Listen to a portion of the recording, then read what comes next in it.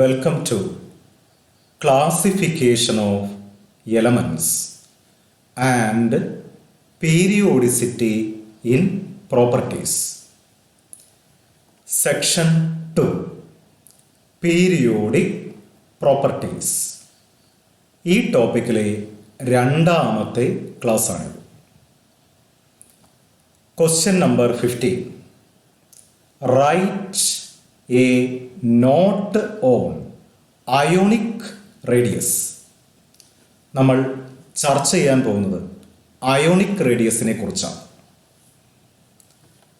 Ionic radius may be defined as the effective distance from the center of nucleus of the ion to a point up to which the nucleus has an influence on the ionic bond. ഒരു അയോണിൻ്റെ ന്യൂക്ലിയസിൻ്റെ സെൻറ്ററിൽ നിന്നും ഒരു പ്രത്യേക point വരെയുള്ള ദൂരം, അതാണ് ionic radius. ആ പ്രത്യേക പോയിന്റ് വരെ ന്യൂക്ലിയസിന് അയോണിക് ബോണ്ടിൽ സ്വാധീനം ചെലുത്താൻ കഴിയും. ഈ പ്രത്യേക ദൂരം കൃത്യമായി അളക്കാൻ പറ്റിക്കൊള്ളണം എന്നില്ല. അതുകൊണ്ടാണ് ഇഫക്റ്റീവ് ഡിസ്റ്റൻസ് എന്ന വാക്ക് ഉപയോഗിച്ചത്. അപ്പോൾ നോക്കൂ, ionic radius may be defined as the effective distance from the centre of nucleus of the ion to a point up to which the nucleus has an influence on the ionic bond. ഒരു അയോണിൻ്റെ ന്യൂക്ലിയസിൻ്റെ സെൻറ്ററിൽ നിന്നും ഒരു പ്രത്യേക point വരെയുള്ള ദൂരം, effective distance. ആ point വരെ ന്യൂക്ലിയസിന് ionic ബോണ്ടിൽ സ്വാധീനം ചെലുത്താൻ കഴിയും. ഈ ദൂരത്തിനെ വിളിക്കുന്ന പേരാണ് അയോണിക് റേഡിയസ്. ഈ ഡയഗ്രാം നോക്കൂ. നെഗറ്റീവ് ചാർജുള്ള അയോണാണ് ആനയോൺ, പോസിറ്റീവ് ചാർജുള്ള അയോണാണ് കാറ്റയോൺ. ആനയോണിൻ്റെ ന്യൂക്ലിയസിൻ്റെ സെൻറ്ററിൽ നിന്നും ഒരു പ്രത്യേക പോയിന്റ് വരെയുള്ള ദൂരം, ഇത്രയും ദൂരം, ഇതാണ് radius of anion. Ionic radius ആണ് റേഡിയസ് ഓഫ് ആനയോൺ. കാറ്റയോണിൻ്റെ ന്യൂക്ലിയസിൻ്റെ സെൻറ്ററിൽ നിന്നും ഒരു പ്രത്യേക പോയിന്റ് വരെയുള്ള ദൂരം, ഇതാണ് കാറ്റയോണിൻ്റെ റേഡിയസ്.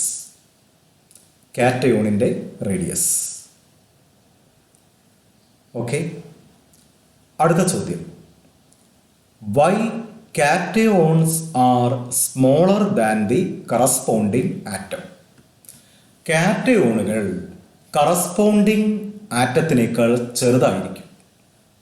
ഉദാഹരണത്തിന് സോഡിയം അയോൺ, അതായത് Na+, സോഡിയം ആറ്റത്തിനേക്കാൾ ചെറുതായിരിക്കും. എന്താണ് ഇതിൻ്റെ കാരണം? നമുക്കറിയാം, കാറ്റയോണുകൾ ഉണ്ടാകുന്നത് ഇലക്ട്രോണുകൾ ആറ്റത്തിൽ നിന്ന് റിമൂവ് ചെയ്യപ്പെടുമ്പോഴാണ്. ഒരാറ്റത്തിലെ പ്രോട്ടോണുകളുടെ എണ്ണവും ഇലക്ട്രോണുകളുടെ എണ്ണവും തുല്യമാണ്. ഇലക്ട്രോണുകൾ റിമൂവ് ചെയ്താൽ ന്യൂക്ലിയസിലെ പ്രോട്ടോണുകളുടെ എണ്ണം കൂടും. അതായത് ഇഫക്റ്റീവ് ന്യൂക്ലിയർ ചാർജ് കൂടും. ന്യൂക്ലിയർ ചാർജ് കൂടിയാൽ ഇലക്ട്രോൺ ക്ലൗഡിനെ അത് അട്രാക്റ്റ് ചെയ്യും. അതുകൊണ്ട് കാറ്റയോണുകളുടെ വലിപ്പം കുറവായിരിക്കും. നോക്കൂ, cations are formed by the removal of electrons from an atom. So in cations effective nuclear charge is high. കാറ്റയോണുകളിൽ പ്രോട്ടോണുകളുടെ എണ്ണം കൂടുതലാണ്, അതായത് ഇഫക്റ്റീവ് ന്യൂക്ലിയർ ചാർജ് കൂടുതലാണ്. അതുകൊണ്ടാണ് കാറ്റയോണുകൾ കറസ്പോണ്ടിങ് ആറ്റത്തിനേക്കാൾ ചെറുതായിരിക്കുന്നത്. ഇതിൻ്റെ നേരെ വിപരീതമാണ് ആനയോണിൻ്റെ കാര്യം. ക്വസ്റ്റ്യൻ നോക്കാം. Anions are bigger than the corresponding atom. Why? Corresponding ആറ്റത്തിനേക്കാൾ വലുതായിരിക്കും ആനയോൺസ്. ഉദാഹരണത്തിന് ഫ്ലൂറിനേക്കാൾ വലുതാണ് ഫ്ലൂറൈഡ് അയോൺ F-. ആൻസർ നോക്കാം. Anions are formed by the addition of electrons to an atom. So in anions effective nuclear charge is less. ഇലക്ട്രോണുകളെ ഒരാറ്റത്തിലേക്ക് കൂട്ടിച്ചേർക്കുമ്പോഴാണ് ആനയോണുകൾ ഉണ്ടാകുന്നത്. ഇലക്ട്രോണുകൾ കൂട്ടിച്ചേർത്താൽ പ്രോട്ടോണുകളുടെ എണ്ണത്തേക്കാൾ ഇലക്ട്രോണുകളുടെ എണ്ണം കൂടും. അതായത് ഇഫക്റ്റീവ് ന്യൂക്ലിയർ ചാർജ് കുറവാണ്. കൂടാതെ ഇലക്ട്രോണുകൾ പരസ്പരം റിപ്പൽ ചെയ്യും. അത് കാരണം ഇലക്ട്രോൺ ക്ലൗഡ് എക്സ്പാൻഡ് ചെയ്യും. അതുകൊണ്ടാണ് ആനയോണുകളുടെ വലിപ്പം കൂടുന്നത്. ഇപ്പം ആനയോണുകൾ ഉണ്ടാകുന്നത് ഇലക്ട്രോൺസിനെ ആറ്റത്തിലേക്ക് ആഡ് ചെയ്യുമ്പോഴാണ്, ചേർക്കുമ്പോഴാണ്. അതുകൊണ്ട് പ്രോട്ടോണുകളുടെ എണ്ണത്തേക്കാൾ കൂടുതൽ ഇലക്ട്രോണുകളുടെ എണ്ണം വരും. അതായത് ന്യൂക്ലിയർ ചാർജ് കുറവായിരിക്കും, ഇഫക്റ്റീവ് ന്യൂക്ലിയർ ചാർജ് കുറവാണ്. അതുകൊണ്ടാണ് ആനയോണുകളുടെ വലിപ്പം കറസ്പോണ്ടിങ് ആറ്റത്തിനേക്കാൾ കൂടാൻ കാരണം. ഓക്കെ. കാറ്റയോണുകൾ ചെറുതാവാൻ കാരണം ഇഫക്റ്റീവ് ന്യൂക്ലിയർ ചാർജ് കൂടുതലാണ്. ആനയോണുകൾ വലുതാവാൻ കാരണം ഇഫക്റ്റീവ് ന്യൂക്ലിയർ ചാർജ് കുറവാണ്. ഓക്കെ. അടുത്ത question. What are iso electronic species? Species എന്ന് പറഞ്ഞാൽ ആറ്റം ആവാം, അയോൺ ആവാം, അല്ലെങ്കിൽ മോളിക്യൂൾ ആവാം. ഐസോ എന്ന് പറഞ്ഞാൽ സെയിം എന്ന അർത്ഥത്തിലാണ് ഉപയോഗിക്കുന്നത്. പേരിൽ നിന്ന് തന്നെ കാര്യം വ്യക്തമാണ്. ഒരേ എണ്ണം ഇലക്ട്രോണുകളുള്ള സ്പീഷീസുകളെ വിളിക്കുന്ന പേരാണ് ഐസോ ഇലക്ട്രോണിക് സ്പീഷീസ്. തുല്യ എണ്ണം ഇലക്ട്രോണുകൾ ഉള്ള സ്പീഷീസുകളെ വിളിക്കുന്ന പേരാണ് ഐസോ ഇലക്ട്രോണിക് സ്പീഷീസ്. സ്പീഷീസ് ആറ്റമാവാം, അയോണാവാം, അല്ലെങ്കിൽ മോളിക്യൂൾ ആവാം. Species which contain same number of electrons are known as iso electronic species. തുല്യ എണ്ണം ഇലക്ട്രോണുകൾ ഉള്ള സ്പീഷീസിനെ വിളിക്കുന്ന പേരാണ് ഐസോ ഇലക്ട്രോണിക് സ്പീഷീസ്. എക്സാമ്പിൾ നോക്കാം. 10 ഇലക്ട്രോണുകളുള്ള സ്പീഷീസ് ആണ് താഴെ കൊടുത്തിരിക്കുന്നത്.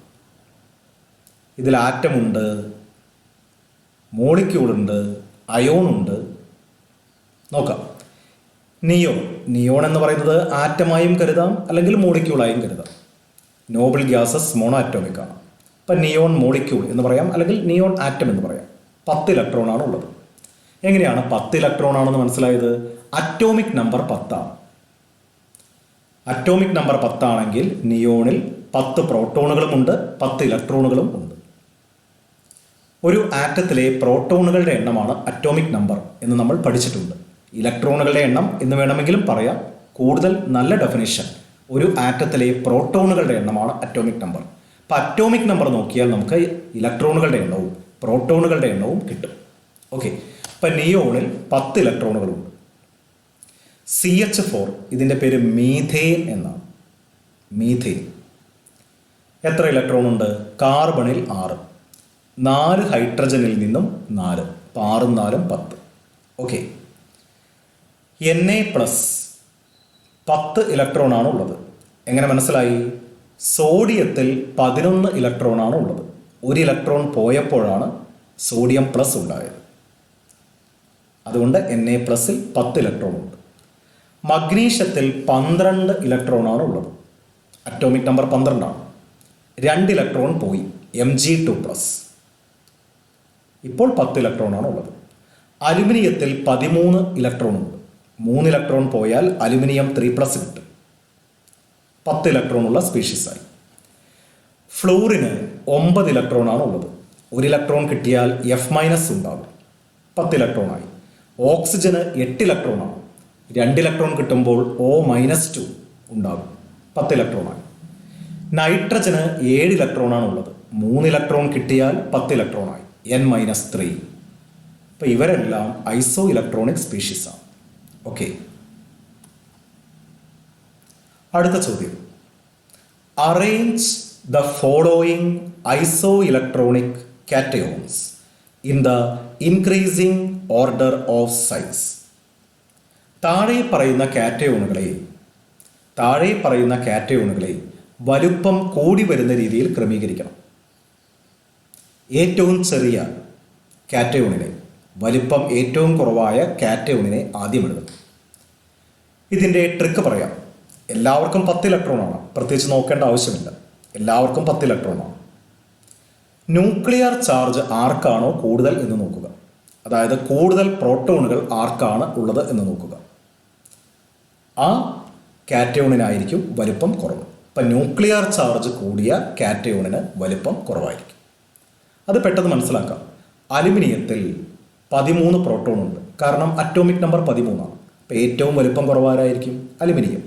പിന്നെ മഗ്നീഷ്യം, കാരണം 12 പ്രോട്ടോണാണ്. പിന്നെ സോഡിയം. ഓക്കെ, ഇപ്പോൾ ഏറ്റവും ചെറുതാരാണ്? അലുമിനിയം 3+ ആണ്, കാരണം ന്യൂക്ലിയർ ചാർജ് കൂടുതലാണ്. ഇപ്പോൾ ഏറ്റവും വലിപ്പം കുറഞ്ഞ കാറ്റയോണിനെ കണ്ടുപിടിക്കാൻ ന്യൂക്ലിയർ ചാർജ് ആർക്കാണോ കൂടുതലുള്ളത് എന്ന് നോക്കിയാൽ മതി. ഓക്കെ, സിമ്പിളാണ്. 13 പ്രോട്ടോണും 10 ഇലക്ട്രോണും അല്ലേ? ന്യൂക്ലിയർ ചാർജ് കൂടിയാൽ ഇലക്ട്രോണുകളെ പിടിച്ചു വലിക്കും, അയോണിൻ്റെ വലിപ്പം കുറയും. ഓക്കെ, അടുത്ത ചോദ്യം. Arrange the following iso electronic anions in the increasing order of size. ഇവിടെ ആനയോണാണ്. ഏറ്റവും വലിപ്പം കുറഞ്ഞ ആനയോണിനെ ആദ്യം എഴുതണം. വലിപ്പം കുറവായിട്ടുള്ള ആൾ. നമുക്കറിയാം എല്ലാവർക്കും 10 ഇലക്ട്രോണാണ്. ഇതിൽ 10 ഇലക്ട്രോണാണുള്ളത്. ഐസോ ഇലക്ട്രോണിക് സ്പീഷീസ് ആണ്. ന്യൂക്ലിയർ ചാർജ് ആർക്കാണോ കൂടുതലുള്ളത് നോക്കുക. ന്യൂക്ലിയർ ചാർജ് കൂടിയ അയോണിന് സൈസ് കുറയും. ന്യൂക്ലിയർ ചാർജ് കൂടിയ അയോണിന് സൈസ് കുറയും. ന്യൂക്ലിയർ ചാർജ് കൂടിയ അയോണിന് സൈസ് കുറയും. ആർക്കാണ് കൂടുക? ഫ്ലൂറിന് 9 പ്രോട്ടോണുണ്ട്. എങ്ങനെ മനസ്സിലായി? അറ്റോമിക് നമ്പർ 9 ആണ്. ഓക്സിജൻ 8 എണ്ണമേ ഉള്ളൂ, നൈട്രജന് 7 എണ്ണം. അപ്പോൾ എളുപ്പത്തിൽ മനസ്സിലാക്കാം, F- ആയിരിക്കും വലിപ്പം കുറവ്. ഇനി പരീക്ഷയ്ക്ക് കാറ്റയോണുകളും ആനയോണുകളും മിക്സ് ചെയ്ത് തരും. ഐസോ ഇലക്ട്രോണിക് സ്പീഷീസ് മിക്സ് ചെയ്ത് തരും. അപ്പോൾ നിങ്ങൾ എങ്ങനെ ചെയ്യണം? ആദ്യം കാറ്റയോണിനെ അറേഞ്ച് ചെയ്യുക, അതിനുശേഷം ആനയോണിനെ അറേഞ്ച് ചെയ്യുക. ഇപ്പം നേരത്തെ തന്ന ക്വസ്റ്റ്യനിലെ എല്ലാ കാറ്റയോണും ആനയോണും തന്നാൽ നിങ്ങൾ എങ്ങനെ അറേഞ്ച് ചെയ്യും? അലുമിനിയം 3+ ആദ്യം എഴുതണം, പിന്നെ മഗ്നീഷ്യം 2+, Na+. കാറ്റയോണുകളെ അറേഞ്ച് ചെയ്തതിന് ശേഷം ആനയോണിനെ അറേഞ്ച് ചെയ്യുക. Na+നേക്കാൾ വലിപ്പം കുറവ് ആർക്കാണ്? F-, പിന്നെ O-2, പിന്നെ N-3. ഇപ്പോൾ ഏറ്റവും വലിപ്പം കൂടിയത് ആരാണ്? N-3. ഇപ്പം ന്യൂക്ലിയർ ചാർജ് കൂടിയ അയോണിന് വലിപ്പം കുറയും. ന്യൂക്ലിയർ ചാർജ് കൂടിയ അയോണിന് വലിപ്പം കുറയും. എല്ലാവർക്കും തുല്യ എണ്ണം ഇലക്ട്രോണുകളാണ് എന്ന് ആലോചിക്കണം. ഓക്കെ, ഈ പോയിന്റ് താഴെ എഴുതിയിട്ടുണ്ട്. Among iso electronic species the one with the larger positive nuclear charge. Positive എന്ന് പറയേണ്ട ആവശ്യമില്ല, ലാർജർ ന്യൂക്ലിയർ ചാർജ് എന്ന് പറഞ്ഞാൽ മതി. Larger nuclear charge will have A smaller radius. അപ്പോൾ ന്യൂക്ലിയർ ചാർജ് കൂടിയ ഐസോ ഇലക്ട്രോണിക് സ്പീഷീസിന് സൈസ് കുറവായിരിക്കും, റേഡിയസ് കുറവായിരിക്കും. ന്യൂക്ലിയർ ചാർജ് കൂടിയാൽ വലിപ്പം കുറവായിരിക്കും. ഇനി അടുത്തൊരു പോയിന്റ്, നമ്മൾ നേരത്തെ ഒരു ചിത്രം കണ്ടിരുന്നു, അത് ഒന്ന് കാണാം. ഒരു അയോണിക് ക്രിസ്റ്റലിൽ കാറ്റയോണും ആനയോണും തൊട്ടടുത്തിരിക്കുന്നു. ഈ കാറ്റയോണിൻ്റെയും ആനയോണിൻ്റെയും ന്യൂക്ലിയസുകൾ തമ്മിലുള്ള ദൂരം, അതായത് എക്വിലിബ്രിയം ഡിസ്റ്റൻസ്, ഇവരിങ്ങനെ അനങ്ങാതിരിക്കുകയാണെന്ന് കരുതുക. ഈ കാറ്റയോണിൻ്റെയും ആനയോണിൻ്റെയും ന്യൂക്ലിയസുകൾ തമ്മിലുള്ള ദൂരം എങ്ങനെ കിട്ടും? ആനയോണിൻ്റെ റേഡിയസ് കൂട്ടണം കാറ്റയോണിൻ്റെ റേഡിയസ്. ഇപ്പോൾ എക്വിലിബ്രിയം ഡിസ്റ്റൻസ് തൊട്ടടുത്തുള്ള രണ്ട് അയോണുകളുടെ എങ്ങനെ കണ്ടുപിടിക്കാം? കാറ്റയോണിൻ്റെ റേഡിയസും ആനയോണിൻ്റെ റേഡിയസും കൂട്ടിയാൽ മതി. ഇത്രയും ദൂരമാണ് എക്വിലിബ്രിയം ഡിസ്റ്റൻസ്, രണ്ട് അയോണുകളുടെ ന്യൂക്ലിയസുകൾ തമ്മിലുള്ള ദൂരം. ഈ പോയിന്റ് താഴെ എഴുതിയിട്ടുണ്ട്, ഒന്ന് വായിച്ചു നോക്കാം. Okay, the equilibrium distance between the nuclei of two adjacent ions, തൊട്ടടുത്തുള്ള രണ്ട് അയോണുകളുടെ ന്യൂക്ലിയസുകൾ തമ്മിലുള്ള ദൂരം in an ionic crystal എങ്ങനെയായിരിക്കും? Is the sum of the radii of cation and anion. കാറ്റയോണിൻ്റെയും ആനയോണിൻ്റെയും റേഡിയസ് കൂട്ടിയതാണ് തൊട്ടടുത്തുള്ള രണ്ട് അയോണുകളുടെ ന്യൂക്ലിയസുകൾ തമ്മിലുള്ള ദൂരം. അതിനെ എക്വിലിബ്രിയം ഡിസ്റ്റൻസ് എന്നാണ് വിളിക്കുന്നത്. ഇത് എക്സ്റേ സ്റ്റഡീസിൽ നിന്നാണ് നമ്മൾ കണ്ടെത്തുന്നത്, ഡിറ്റർമിൻഡ് ബൈ എക്സ്റേ സ്റ്റഡീസ്. അടുത്ത പോയിന്റ് നമുക്കറിയാം, ഗ്രൂപ്പിൽ താഴേക്ക് വരുമ്പോൾ അയോണിക് റേഡിയസ് കൂടും. ലെഫ്റ്റിൽ നിന്ന് റൈറ്റിലേക്ക് പോകുമ്പോൾ അയോണിക് റേഡിയസ് കുറയും. അറ്റോമിക് റേഡിയസും ഇതുപോലെ തന്നെയാണ്, നമ്മൾ പഠിച്ചിട്ടുണ്ട്. ഗ്രൂപ്പിൽ താഴേക്ക് വരുമ്പോൾ കൂടും, ലെഫ്റ്റിൽ നിന്ന് റൈറ്റിലേക്ക് പോകുമ്പോൾ കുറയും. അതിൻ്റെ അതേ കാരണങ്ങൾ തന്നെയാണ് ഇവിടെയും. അതുകൊണ്ട് അത് പ്രത്യേകിച്ച് എഴുതിയിട്ടില്ല. ഗ്രൂപ്പിൽ താഴേക്ക് വരുമ്പോൾ അയോണിക് റേഡിയസ് കൂടും, ലെഫ്റ്റിൽ നിന്ന് റൈറ്റിലേക്ക് പോകുമ്പോൾ അയോണിക് റേഡിയസ് കുറയും. അറ്റോമിക് റേഡിയസ് കൂടാൻ ഉള്ള അതേ കാരണം തന്നെയാണ് അയോണിക് റേഡിയസിന്. ഗ്രൂപ്പിൽ താഴേക്ക് വരുമ്പോൾ അയോണിക് റേഡിയസ് കൂടാൻ കാരണം നമ്മൾ നേരത്തെ പഠിച്ചതാണ്.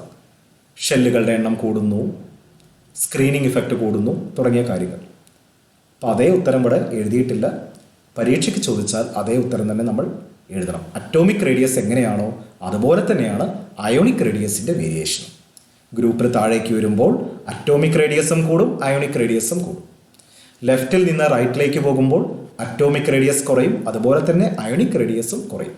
രണ്ടിൻ്റെയും കാരണങ്ങൾ പൊതുവാണ്, അതുകൊണ്ടാണ് ഇവിടെ പ്രത്യേകിച്ച് എഴുതാത്തത്. ഓക്കെ, അപ്പോൾ നമ്മൾ ചർച്ച ചെയ്തത് അയോണിക് റേഡിയസിനെ കുറിച്ചാണ്. ബാക്കി അടുത്ത ക്ലാസ്സിൽ കാണാം. ബൈ.